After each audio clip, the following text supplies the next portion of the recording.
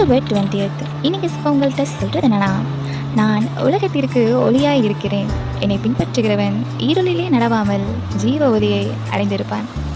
தீபாவளி வந்தாலே போதும், எல்லா வீட்லேயும் விளக்குகள் தீபங்கள் ஏற்றி வச்சு ஒரே வெளிச்சமாக இருக்கும். நைட் டைமில் கூட வானம் முழுவதும் அழகழகான வான வெடிகளால் நிரம்பி இருக்கும்.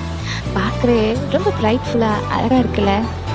ஆனால் இனி எத்தனை பேரோட மனசுக்குள்ளே இருள் இருக்குது தெரியுமா?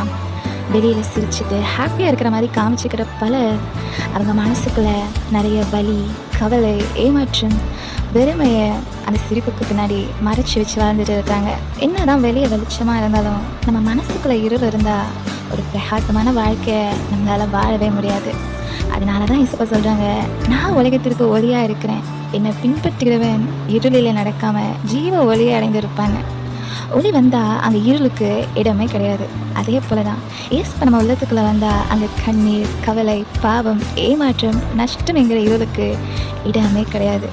இன்றைக்கி இந்த பூமியில் பாவம் நிலைந்ததோ அன்றைக்கி இந்த உலகம் முழுவதும் பாவம் என்கிற இருளால் மூடப்பட்டிருக்கு. அதனால தான் ஏசப்பா இருளில் இருக்கிற மனித குலத்தை மீட்பதற்காக இந்த உலகத்திற்கு ஜீவ ஒளியாய் வந்தார்.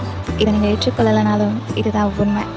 ஒருவேளை இன்றைக்கு உங்கள் உள்ளத்துக்குள்ளே பயம், கவலை, பாவம்னு பல விதமான இருளுக்குள்ளே நீங்கள் ஆகப்பட்டிருக்கலாம். பட் டோன்ட் வரி, நீங்கள் ஏசப்பாவை உங்கள் இருதயத்தில் அக்செப்ட் பண்ணும்போது அவருடைய வெளிச்சம் உங்களையும் உங்கள் வாழ்க்கையையும் பிரகாசமாக மாற்றிடும்.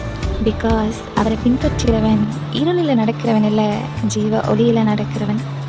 No darkness is too deep for the light of Christ to shine through. Have a blessed day.